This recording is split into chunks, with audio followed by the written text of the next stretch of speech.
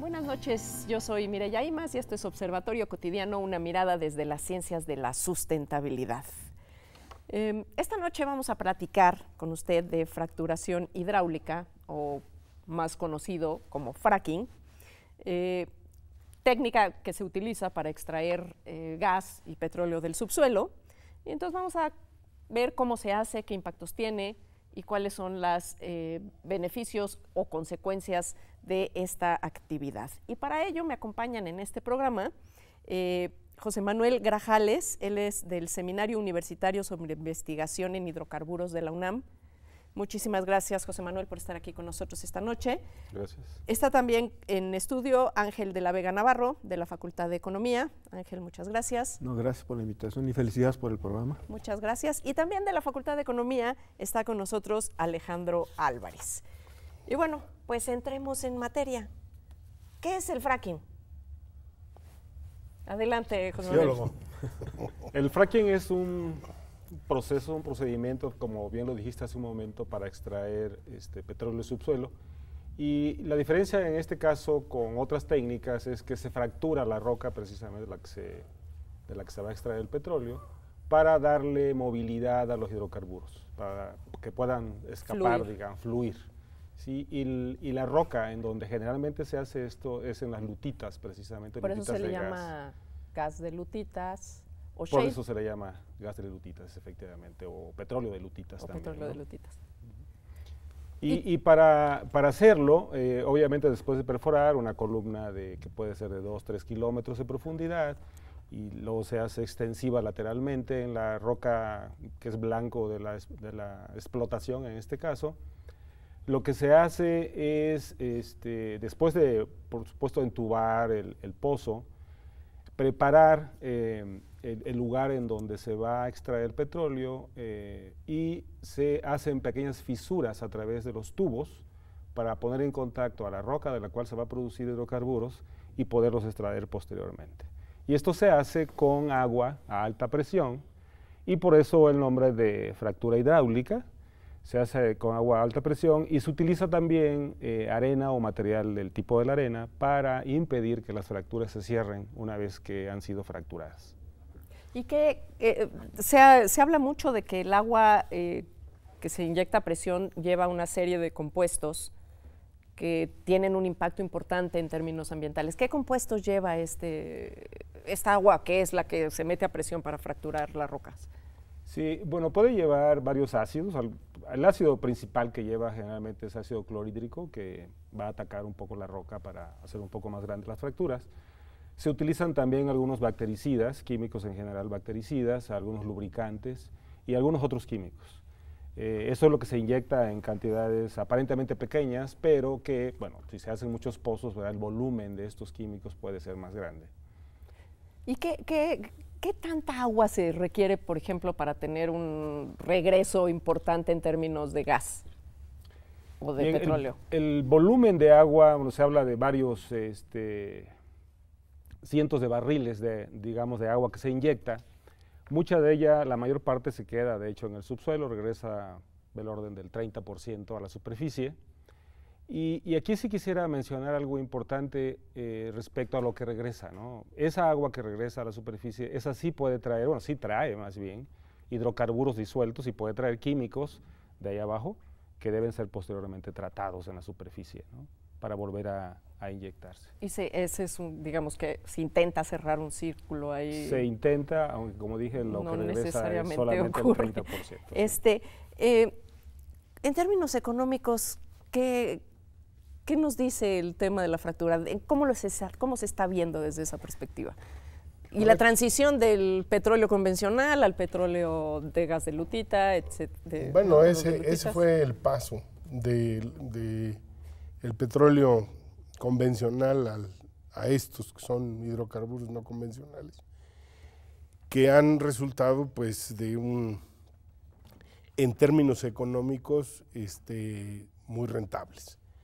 Yo creo que tan rentables que, bueno, Estados Unidos construyó el auge petrolero más importante que ha tenido en muchos años sobre la base de la explotación de este petróleo, shale, y también del gas, shale.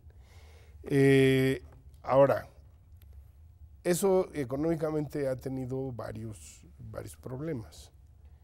Uno de los problemas es que las empresas que entraron a producir en estas condiciones son o han sido pequeñas y medianas empresas en la escala de las petroleras gigantes. De las antiguas Sí, petroleras.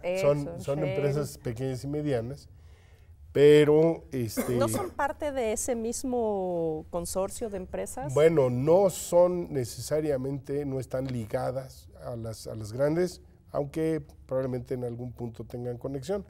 Lo que es interesante es que encontraron financiamiento, en algunos casos, pues, con grado de inversión, porque tenían buenas expectativas, y entonces los bonos que se emitieron para financiar eso tenían grado de inversión. En el caso de otras, que son también importantes, no había calificación de grado de inversión, entonces pues son estos bonos que se califican como chatarra, ¿verdad? Porque pues pueden dar o pueden no dar. Y ahí entonces se acumuló una cantidad importante de deudas que las empresas pues, tenían que mantener en operación pues, para poder seguir adelante. Eso estaba muy bien cuando el precio del petróleo estaba arriba y la expectativa era de precios altos, pero cuando el precio se colapsa, cae el precio del crudo, entonces empiezan a mantenerse problemas de distinto orden. ¿Cuál es la relación entre el costo por barril, digamos, si se puede hablar así, entre el proceso convencional y el proceso de extracción de gas de lutita o de petróleo de lutita? Ese es un tema en este momento realmente importante, lo ha mencionado de alguna manera Alejandro. A estos niveles de precios hay problemas. El fracking tiene problemas, el shale gas tiene problemas, los petróleos no convencionales. Digamos, los costos andan por entre 40 y 60 dólares, ¿no? Y el precio del petróleo, pues... está por los 30, ¿no? Bueno, está un poco más arriba, ¿no? Pero ahí hay un tema y de hecho uno se pregunta por qué se sigue invirtiendo ahí. Pues lo que pasa es que, sobre todo en Estados Unidos, aunque las empresas están teniendo problemas, cuando está en tasa de interés casi cero, pues invertir ahí tiene sentido todavía, ¿no? Y hay un gran apoyo ahí bancario, financiero, para que esto siga. Pero ahí, en relación con esto, yo quisiera quizá tocar un tema que se me ocurre es interesante porque en México se acaba de autorizar el fracking por la Comisión Nacional de Hidrocarburos, ahora en octubre, ¿no? En Tamaulipas, Tampico, Misantla y en Veracruz.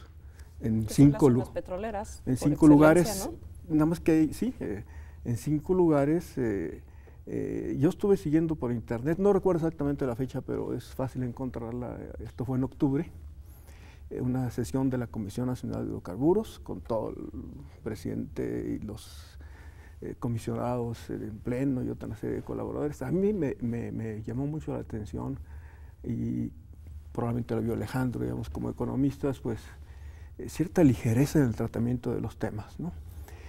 Cuando menos yo veo 2 temas ahí a propósito de la pregunta esta de la rentabilidad, se considera que son rentables y se dice son rentables a los precios del mercado, ¿no? No hay ningún tema ahí de costo social, de externalidades, de ambientales, absolutamente nada, ¿no? Y otro tema que está vinculado con esto, el tema de la regulación, ¿no?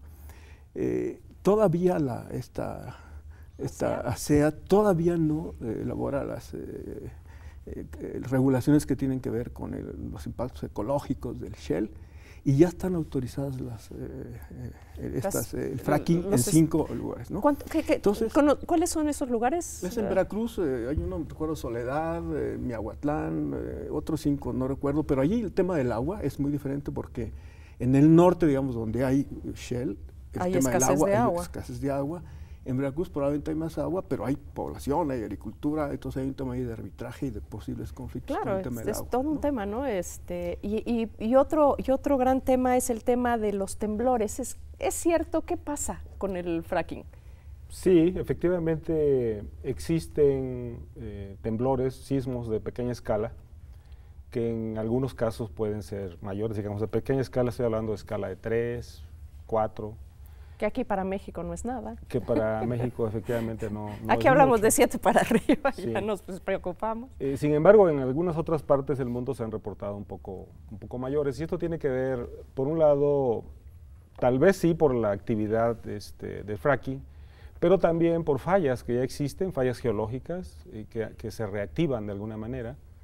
Y en algunos casos se ha visto que también la inyección del agua contaminada que se hace a través de pozos para no tenerla en superficie pueden llegar a lubricar estas fallas y producir un temblor de un poco mayor envergadura que 3, ¿no?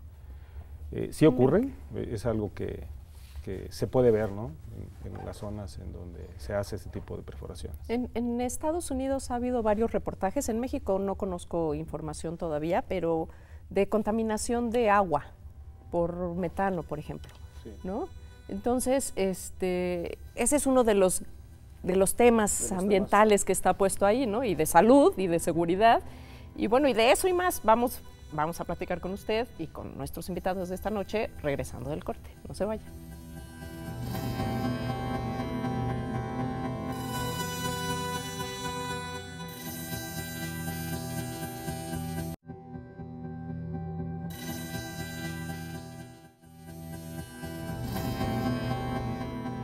Bueno, pues seguimos aquí charlando sobre fracking, su impacto social, su impacto ambiental, su impacto económico, con José Manuel, con Ángel y con Alejandro. Y ¿cuál es el tema del agua? El tema no solo del agua que se utiliza para el proceso de fractura, sino también la posibilidad de que se nos contaminen nuestros cuerpos de agua. Y que de hecho ha habido ya algunos casos en algunas poblaciones en Estados Unidos.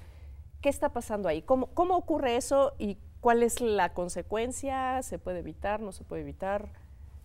Sí, bueno, la industria del petróleo es una industria de riesgo y se ha tenido mucho cuidado, Pemex ha tenido mucho cuidado en lo que ha hecho, digamos, que ha perforado, porque lo que se hace es entubar adecuadamente el pozo en los primeros 300, 400 metros, que es donde están los cuerpos de agua potable, agua dulce, como se dice, y con eso se evita al máximo, es decir, el riesgo se minimiza de contaminación. Ahora, pudiera existir, y para eso los estudios de geología deben hacerse con mucho cuidado, pudieran existir fallas que estarían comunicando, digamos, algunos de estos acuíferos, claro. Y para eso sí debemos hacer estudios lo más adecuados posibles para evitar, digamos, esta posible contaminación, ¿no? Y por ejemplo, en los casos que ha pasado en Estados Unidos, ¿qué es justamente eso lo que ha ocurrido? Se habla de que ha habido conexiones, efectivamente, aunque estas están entre acuíferos. Entre acuíferos, pero estamos hablando de que la explotación del gas se hace a 3 kilómetros de profundidad,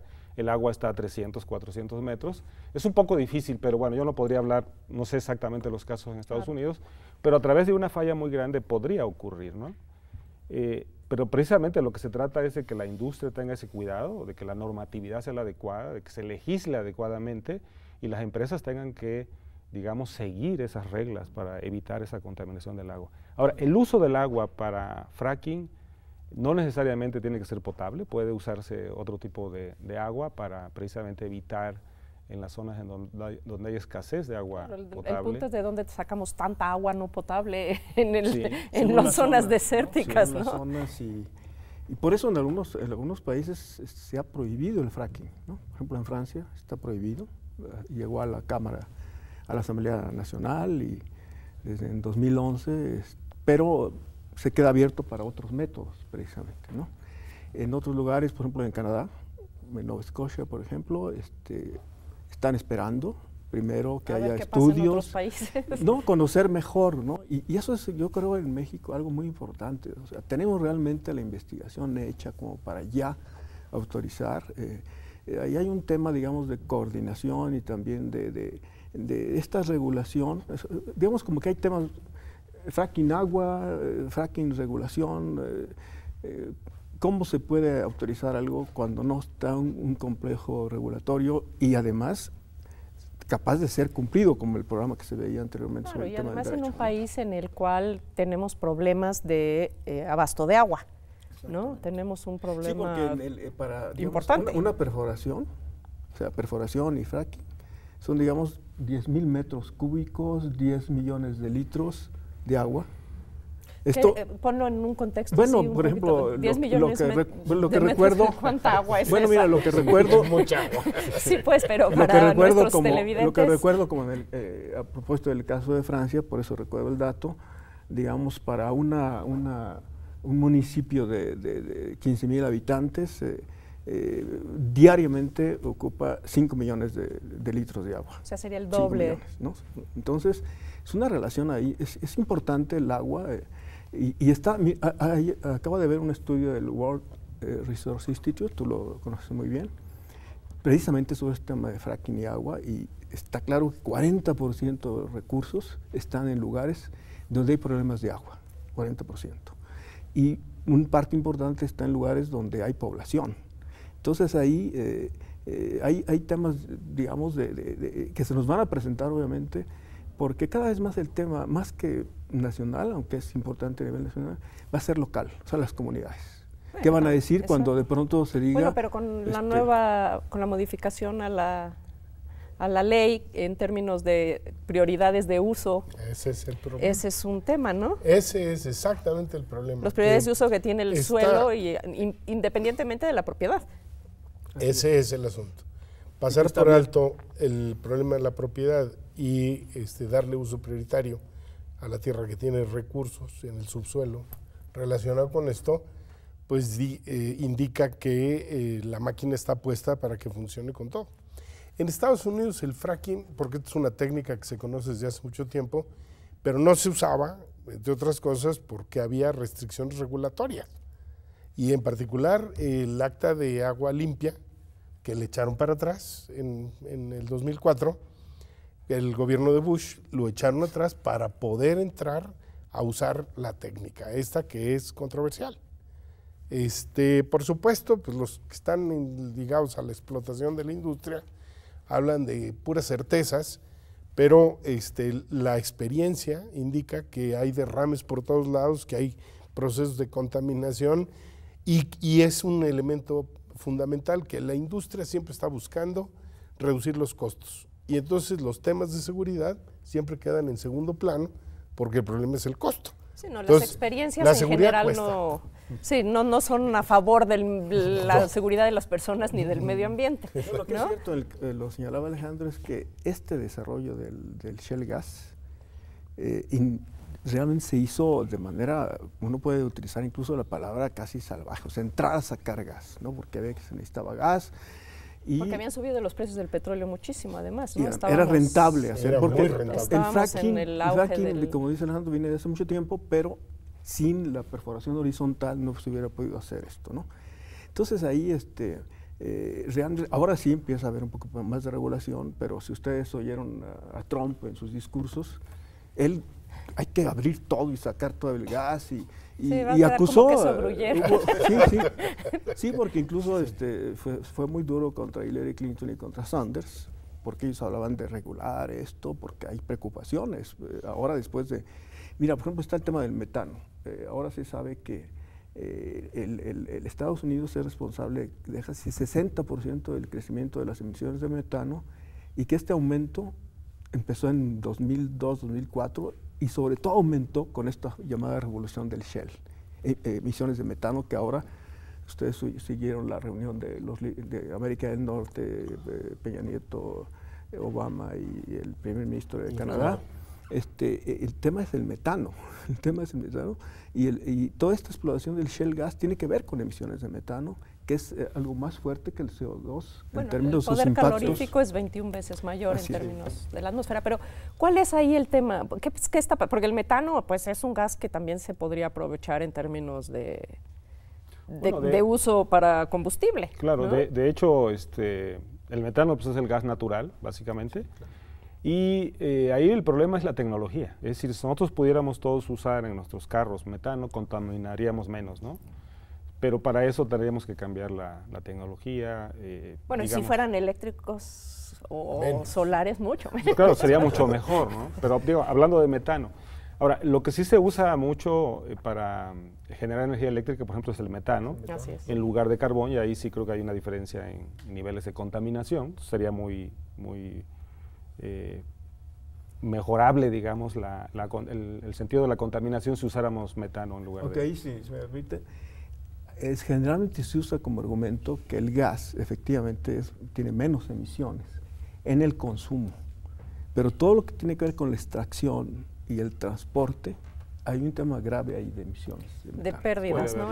Sí. Lo hay, y es el tema precisamente ahora en Estados Unidos, con estos datos que mencionaba, de que ahora es muy preocupante este aumento de las emisiones de metano, a tal punto que se quiere poner el énfasis ahí, porque es de corto plazo y puede haber más resultados que contaminantes de más largo plazo, ¿no? Alejandro. Bueno, yo la parte que me parece que entra en un conflicto enorme, en el caso de México, lo que se sabe de reservas sobre todo de gas, Shell, es la parte que corre de Chihuahua, Coahuila, Tamaulipas, una parte de Nuevo León, Veracruz y Puebla. Y entonces, como dice Ángel, en la parte de arriba el problema es que hay escasez de agua, una zona desértica muy importante. En la parte de abajo el problema es que hay que competir con usos del agua y eso se convierte en dramático cuando estamos hablando de poblaciones significativas. Entonces, y con estas cosas que están ocurriendo, de que un poco a la ligera se abren las compuertas para que los recursos, se exagera lo que se puede hacer con esos recursos y se omite usos alternativos que podría tener y fuentes alternas de energía, que es el debate. Ese es el fondo del problema. Del asunto, y entonces, bueno, yo en lo particular no soy nada devoto del fracking. Me parece que es un potencial desastre ambiental que hay que sumarlo a una cadena en donde ya el extractivismo minero ha colocado al país peor que queso gruyere. Sí, de hecho tuvimos un programa aquí sobre minería y es esta condición que se puso, ¿no? Que tanto la minería como en este caso pues el fracking, ¿no? O extracciones, actividades extractivas tienen prioridad de uso sobre el territorio en una mirada muy de generar dinero y no de conservar nuestros ambientes naturales, las poblaciones, porque incluso sobre predios que tienen, ya sean comunidades, ejidos, prevalece el uso de suelo extractivista, ¿no? Hay que estar, creo, muy atentos ahora a la ronda 2, porque es ahí donde entra el shale gas, ¿no? Y el tema, también hay que estar muy atentos a lo que hace la Comisión Nacional de Hidrocarburos, que está autorizando el fracking, y cuando todavía no hay regulaciones ecológicas relacionadas con la explotación de shale en México, ¿no? Entonces hay un momento realmente, yo creo que felicidades por el programa y por esta sesión, porque es un tema realmente de gravedad, de ver cómo se va hacia esa explotación en el caso del shale gas, que uno puede decir que el gas efectivamente se requiere para la generación eléctrica, la opción está ahí, y en lugar de estar trayendo por todos lados, a lo mejor se puede encontrar aquí, pero parecería que después ya de varios años en que se ha hecho en Estados Unidos, pues habría que poner mucho más atención aquí en lo que se haga en México. Como conclusión para México, ¿qué nos sugieres? Creo que sabemos que la energía del petróleo se requiere todavía por muchos años. Yo creo que desde mi punto de vista lo importante aquí es regular bien, que la sociedad esté vigilante de que las cosas se hagan como deben de hacerse, no contaminar, efectivamente, aunque sabemos que la industria del petróleo es una industria de riesgo. Yo creo que si las cosas se hacen bien y hay industriales responsables, yo quisiera pensar por ese lado, ¿verdad? De hacer las cosas bien, no contaminar, usar el agua adecuada. Y para eso necesitamos la participación de todos, de toda la sociedad, del gobierno. En un país un poco diferente. Alejandro, de conclusión. Bueno, desde luego coincido en la importancia de este tema, de traerlo a colación. Creo que hay que debatir mucho más este tipo de estrategias de energía y desde luego también más los resultados de largo plazo, porque estamos en un cortoplacismo miserable que está destrozando el país y esto no lo vamos a aguantar. No, y cada vez más rápidos los tiempos. Ángel, de cierre. Sí, estamos en un momento en que se mencionaba por ahí el tema de transición, el gas tiene un lugar, algunos esperan que se abra más el campo para las energías renovables, y a veces uno considera que cuando la opción es el gas o traerlo de Estados Unidos o pues, buscarlo aquí, entonces parecería que pues, se deja a un lado el tema de los renovables y creo que es central. Así es, las renovables, y de eso también hablaremos en uno de estos programas. No deje de vernos. Agradezco muchísimo a Manuel, a Ángel, a Alejandro, a todo el equipo de TV UNAM que hace posible que este programa llegue hasta su televisora. Yo soy Mireya Imas y esto fue Observatorio Cotidiano, una mirada desde las ciencias de la sustentabilidad. Hasta la próxima. Muchas gracias.